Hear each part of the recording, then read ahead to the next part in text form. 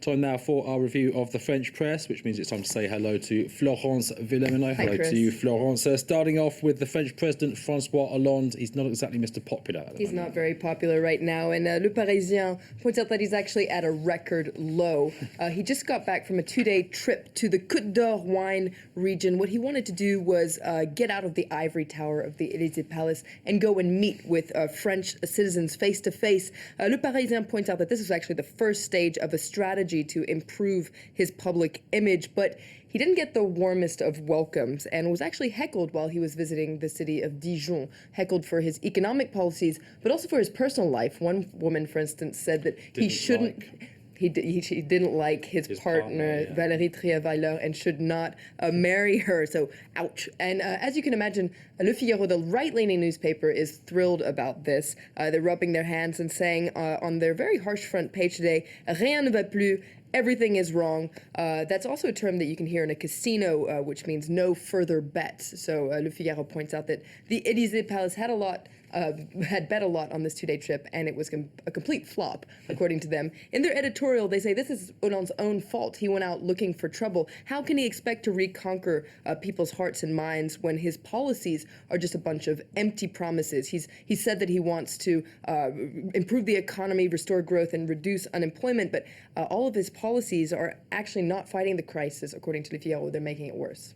Okay, next up, the Catholic paper La Croix, which is understandably fascinated by events at the Vatican. They just can't get enough of it. It's on the front page again. Extra homines, those two simple words on the front page today, which is a polite way of saying get out. And you see Monsignor Guido Marini, the master of ceremony, closing the doors there at the Sistine Chapel, where the 115 cardinals will be cloistered until they elect the next pope. Meanwhile, Le Monde takes a closer look at what the new pope is going to be called. What's his name going to be? Is it going to be Jean-Paul III or Benedict XVII?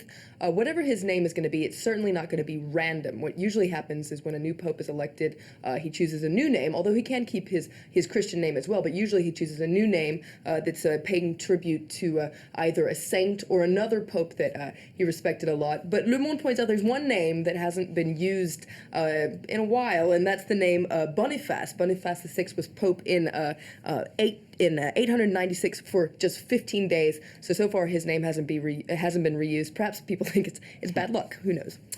Okay. Meanwhile, Libération, for them at least, horse meat back on the menu. Back on the menu. They're taking a look at just what the scandal means for ready-made meals and that whole industry. And they have a catchy title today. They just can't get enough of that. Ready-made meals go to the slaughterhouse. Ha ha ha. And Libération points out that since horse meat was found in frozen lasagnas, well, sales for these ready-made meals have completely plummeted. And if we take a closer look at one of the graphics there, you can see that between February 18th and the 24th, so at the peak of the scandal, the sale of ready-made products with beef in them fell 47%. And I must admit, I stayed away from lasagna at that time. But the Libération points out that even if the effect has been quite damaging for the industry is also becoming more vigilant and transparent. Finally, we can't avoid it, snow coverage. Snow, it's all over the place in the city, it's all over the press as well. Front pages today are, I think they're having a battle for the catchiest title. Best pun. Metro, for instance, takes a look at what it says, La neige met la France en boule, so boule de neige is a snowball, but that also translates as snow is driving French people crazy. There's a photo there of someone who's not going to be doing very much driving today. 20 Minutes talks about Blanche-Neige et les Galériens, so not Snow White and the Seven Dwarfs, but Snow White and the disgruntled travelers, and you see people stuck in traffic there. Now, on top of travel difficulties, there were also very serious problems. Several people died in the snow-related accidents. Tens of thousands of households were left without electricity. Hundreds of people spent the night in their cars. But what's interesting about this is this weather had been forecast, so it didn't come as much as a surprise. And Le Parisien asks the question that's on a lot of people's minds, which is, well, could all this disruption have been avoided? Another disruption we had here at France 24 is I didn't have any of the newspapers today to show you because of that snow. So you have to. It is chaos out there. Florence VILLEMINOT, thank you very much for that roundup of the French press.